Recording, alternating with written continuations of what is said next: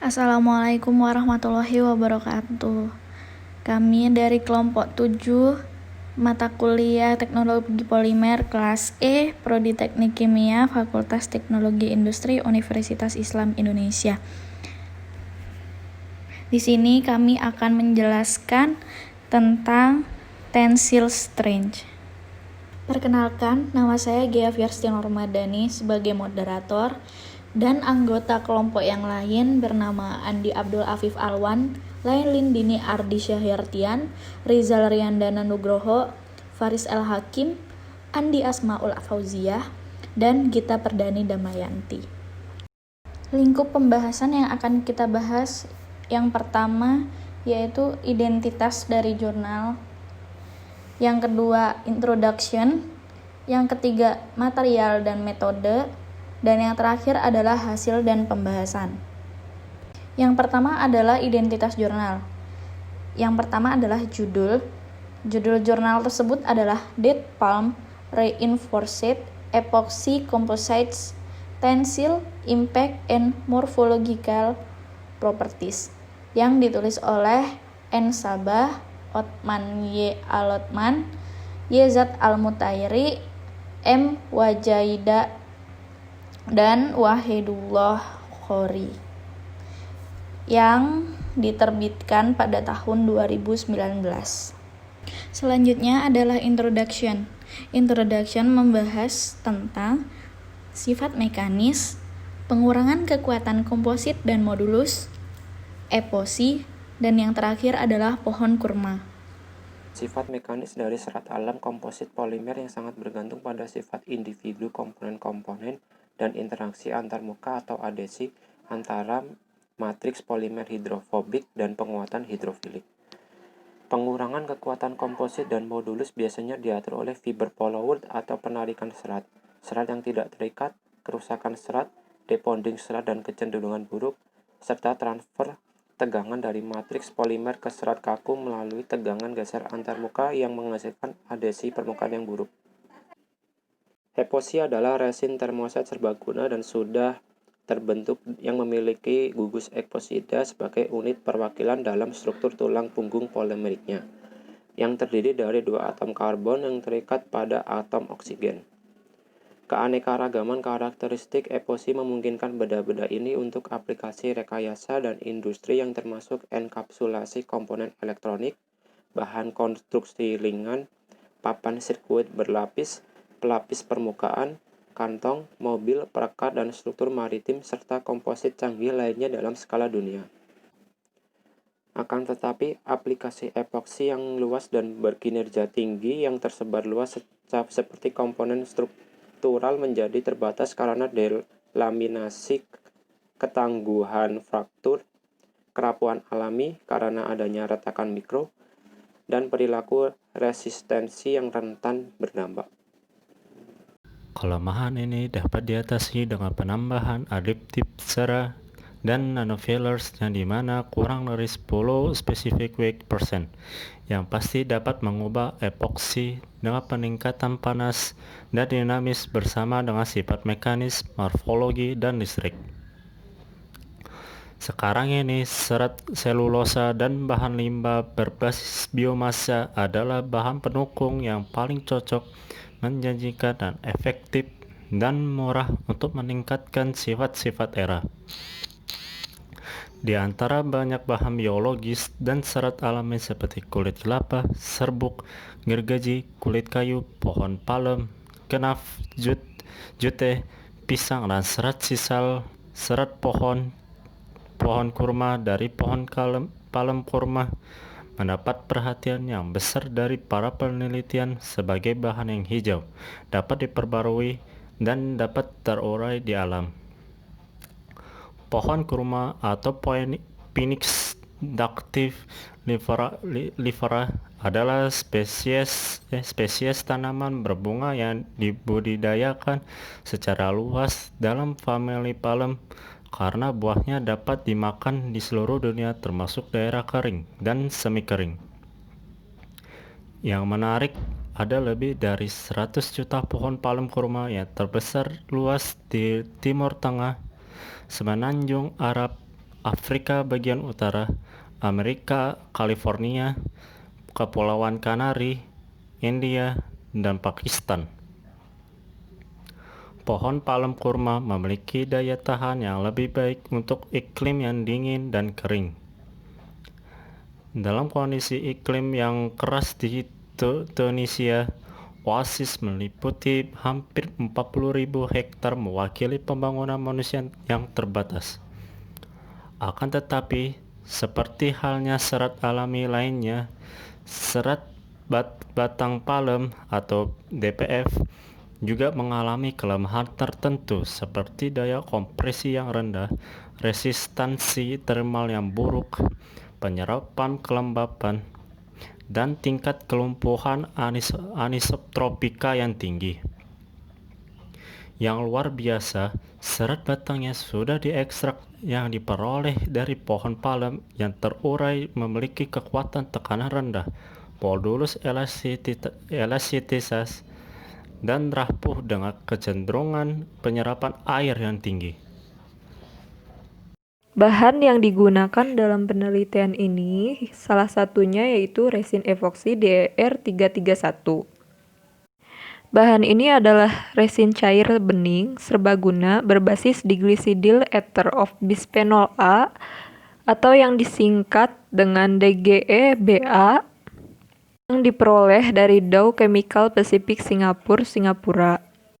Pengeras epoksi bahan pengawet Joinmine 905-3S adalah cairan berwarna bening, sifatnya kurang beracun dan transparan.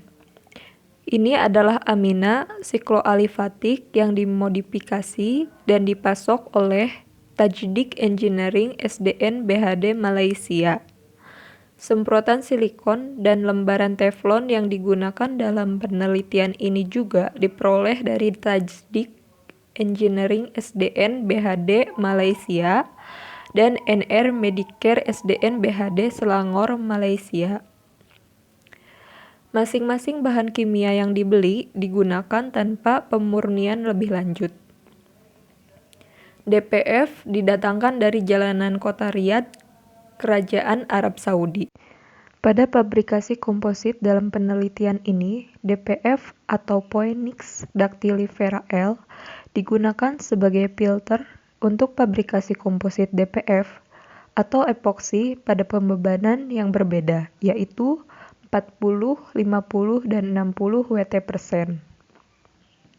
Sebelumnya, DPF yang diterima dipisahkan secara manual menjadi serat tunggal dan dicuci dalam air suling untuk menghilangkan pasir, debu, dan kotoran lain yang menempel pada permukaannya. DPF kemudian digiling sampai berukuran 0,8 sampai 1 mm dengan menggunakan mesin gerinda yang memiliki kadar air rata-rata 6-8% dan dikeringkan dalam oven pada suhu 60 derajat Celcius.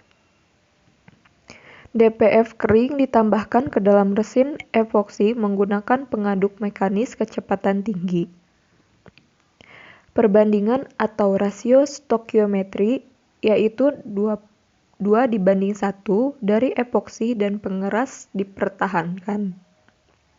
Campuran diaduk secara mekanik selama paling sedikit 20 menit pada suhu kamar, yaitu 27 derajat Celcius. Campuran tersebut kemudian dituangkan ke dalam cetakan stainless steel dan diawetkan selama 24 jam pada suhu kamar. Agen pelepas semprotan silikon digunakan dalam cetakan untuk memfasilitasi pengambilan sampel komposit. Komposit pabrikasi dipotong dan dikarakterisasi sesuai standar ASTM.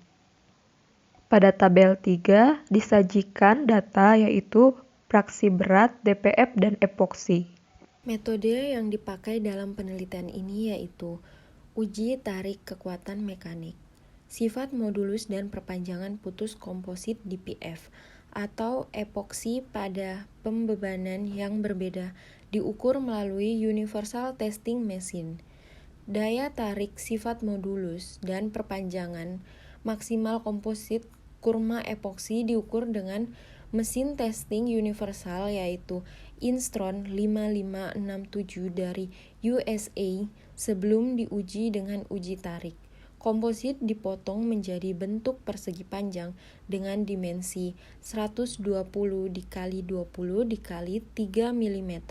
Pengujian tarik dilakukan pada 22 derajat Celcius dengan kelembapan udara 50%. Setelah pengujian, semua data, beban, perpindahan, dan renggangan diperoleh. Kurva tegangan-regangan diperoleh dari tes ini. Kekuatan tarik dan modulus properties dievaluasi dan didiskusikan untuk 7 spesimen. Ulangan dari setiap komposit DPF atau epoksi. Jadi tadi kan sudah ada metode. Terus habis itu setelah dilakukan pengujian itu didapatkan hasil pengujian seperti di grafik 1. Nah, di grafik 1 itu kan ada 4 warna. Warna kuning, warna biru, warna hijau, sama warna oranye. Nah, untuk warna kuning itu untuk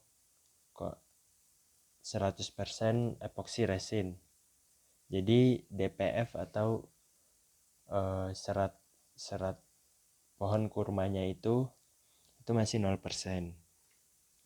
Terus yang kedua yang warna biru itu epoksi resinnya jumlahnya 60%. Terus DPF atau serat pohon kurmanya itu ada 40%. Selanjutnya serat dari batang kurma sama epoksi resinnya itu yang warna hijau itu 50%, 50%, 50-50. Terus yang warna merah itu DPF-nya lebih tinggi. Jadi kadar DPF-nya itu 60%, epoksi resinnya itu 40%. Nah, dari hasil percobaan tadi, sebelumnya saya akan jelaskan sedikit tentang daya tarik atau tensile strength. Jadi tensile strength itu kan menentukan kemampuan suatu material untuk tahan terhadap pemanjangan dan tarikan. Nah, dari gambar 1 itu tadi, dari hasil pengukurannya bisa kita lihat bahwa terjadi peningkatan tensile strength. Jadi yang awalnya epoksi resin 100% itu kan tensile strength-nya itu 20,5. Nah, pas sudah ditambah jadi epoksi resin 60%, DPF 40% itu ada peningkatan tensile strength. Ya, jadi dari 20,5 ke 21,432. Nah, terus pas DPF-nya itu ditambah lagi sampai dua-duanya 50%, jadi DPF 50%, epoksi resinnya 50%, itu terdapat peningkatan yang cukup drastis di tensile strength-nya. Jadi yang DPF-nya 40% itu kan tensile strength-nya masih 21,432. Nah, terus habis itu pas DPF-nya jadi 50% itu peningkatannya itu 4.000 lebih. Jadi tensile strength-nya itu jadi 25,7657 MPa. Tetapi dari hasil pengujian, penambahan DPF hingga di atas 50% menunjukkan penurunan daya tarik atau tensile strength. Penurunan kekuatan daya tarik itu disebabkan karena serat DPF lebih dominan atau lebih banyak konsentrasinya dari matriks komposit atau epoksi resin. Hal ini disebabkan karena kurangnya permukaan komposit epoksi resin di komposit DPF 60% sebagai tempat merekatnya DPF, sehingga mengurang daya rekat atau daya ikat, kurangnya pencampuran antara kedua bahan tersebut, dan sifat DPF yang keras dan kaku. Dengan faktor-faktor tersebut mengurangi adhesi dari DPF dan epoksi resin yang akan diikuti dengan menurunkan daya tarik campuran komposit polimer tersebut. Demikian yang dapat kami sampaikan. Wassalamualaikum warahmatullahi wabarakatuh.